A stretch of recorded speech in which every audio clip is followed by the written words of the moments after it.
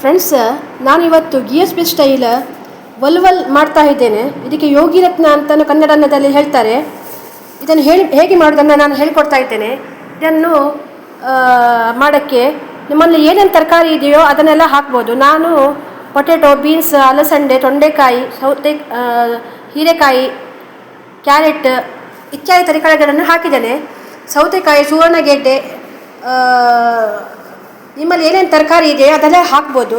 ಬೇಕಾದ್ರೆ ಬೆಂಡೆಕಾಯಿ ಇದ್ದರೂ ಬೆಂಡೆಕಾಯಿನೂ ಹಾಕ್ಬೋದು. 3 ಗ್ರೀನ್ ಚಿಲ್ಲಿ ಹಾಕಿ ಬೇಯಿಸೋಕ್ಕೆ ಎಷ್ಟು ಬೇಕೋ ಅಷ್ಟೇ ನೀರು ಹಾಕಿ, ಕುದಿಸಿರೋ ನೀರು ಒಳ್ಳೆಯದು ಹಾಕಿ 1 ವಿಸಿಲ್ ತೆಗೀರಿ.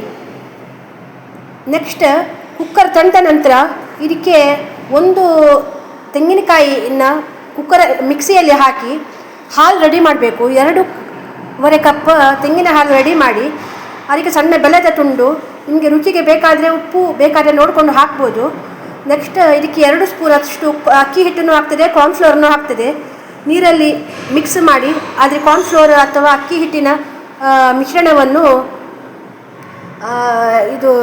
ಆ ಕುಕ್ಕರಿಗೆ ಕುದಿದಿರುವ ಕರಿಗೆ ಮಿಕ್ಸ್ ಮಾಡಿ, ನಂತರ ಇದಕ್ಕೆ ಸಾಸಿವೆ, ಕರಿಬೇವು, ಜೀರಿಗೆ ಜೊತೆಗೆ 4 ಗೇರು ಬೀಜ ಹಾಕಿ ಒಗ್ಗರಣೆ ಕೊಟ್ಟರೆ ನಮ್ಮ GSP ಸ್ಪೆಷಲ್ ವಲ್ವಲ್ ಯೋಗಿ ರತ್ನ ರೆಡಿ ಆಗ್ತದೆ.